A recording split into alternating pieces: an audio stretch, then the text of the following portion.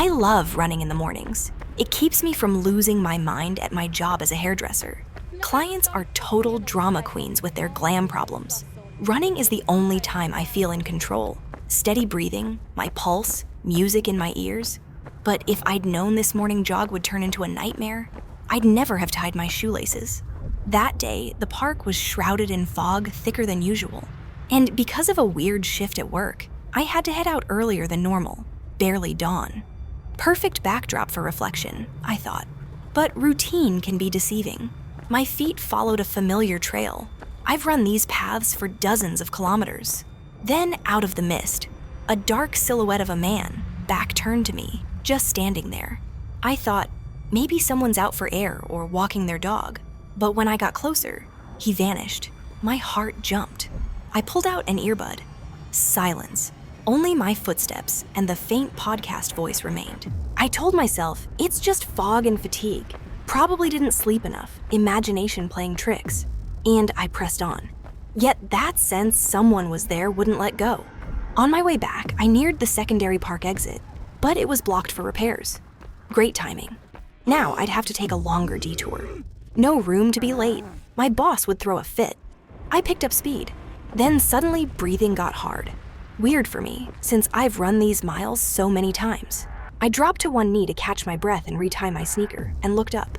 There he was, looming over me, facing me, wearing a coat with that empty smile. A crazy thought flickered. I hope he's not an exhibitionist. But then I noticed the knife in his hand. Much worse. He stepped forward slowly, repeating, "Don't try to run. You won't get away." Fear froze me. I clenched my teeth, then logic kicked in. He probably won't outrun me. Yeah, right. Usain Bolt would be proud of me, I thought, and bolted toward the exit. But I didn't watch my footing. I tripped over a rock or root, doesn't matter. The fall sent a blast of pain through my leg. I hit the ground, instinctively cradling the wound. The dark silhouette reappeared, closing in relentlessly.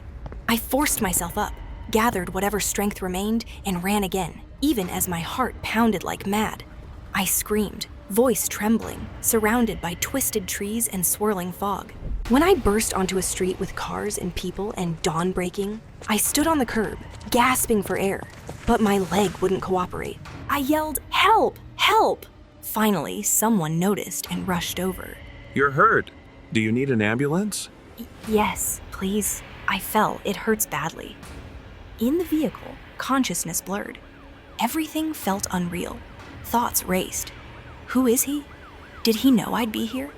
How does he vanish into fog so fast? And yet relief surged. Someone took care of me. Maybe I'd be safe now. You're lucky. Deep cut, but nothing critical. Rest here for a couple of days and you'll recover. We'll take x-rays and treat the wound.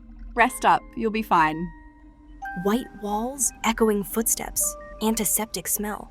I convinced myself the nightmare was over. Lying on the exam table, I heard the monitor's beeps, felt my pulse. I thought, if he wants to find me, he won't get in here. But somewhere deep inside, dread lingered.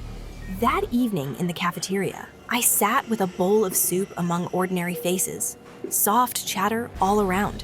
I tried to tell myself, I'm just exhausted. This morning was rough, I'm overreacting. But every glance toward the hallway made my heart skip. What if he's already here? I debated whether to share the full story. A man in the fog with a knife, chasing me. Who'd believe it? Better to let it seem like a random accident. Good night. If you need anything, press the call button. I closed my eyes, trying to relax.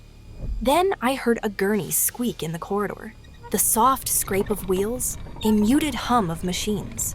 I opened my eyes and saw them bringing a patient into my room, back turned toward me. Who is this? A patient under sedation. He had a serious head injury from an accident. We'll move him to the adjacent room tomorrow for observation. Sleep well. I stared at the back of someone in a hospital gown, the shape of his shoulders, the posture, uncannily familiar. Logic whispered, just someone who looks alike. But my gut hissed, that's him.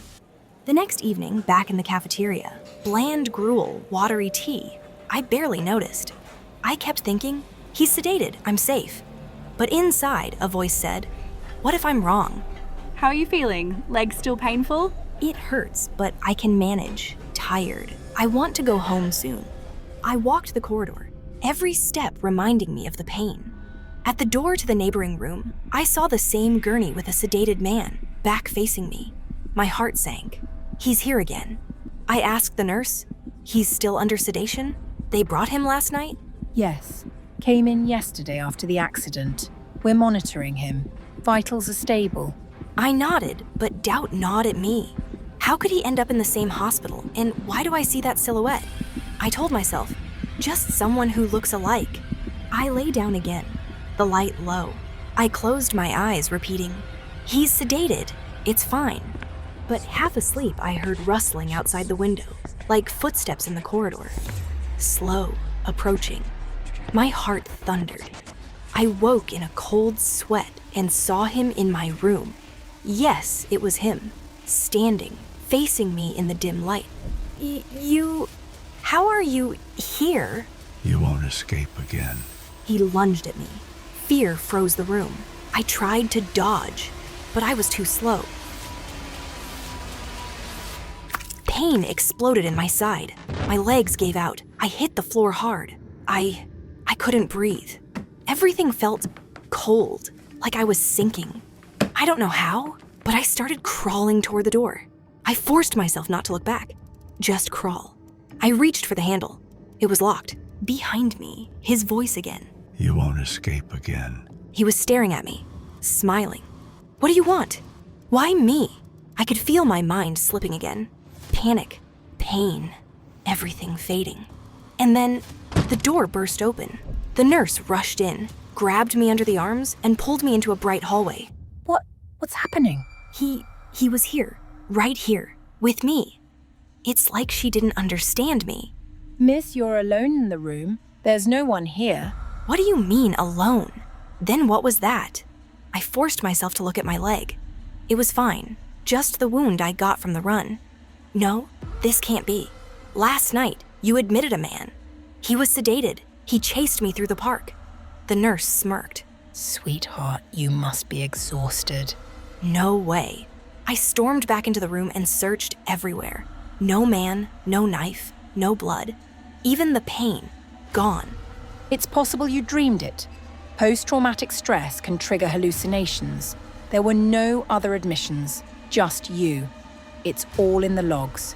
We'll schedule a CT scan tomorrow, just to be safe. For now, try to rest. She helped me back into bed. I still couldn't believe it was just a dream. It felt so real. Maybe I do just need to rest. To forget that terrifying morning run. Tomorrow, you'll feel so much better. Don't try to run. He always comes back.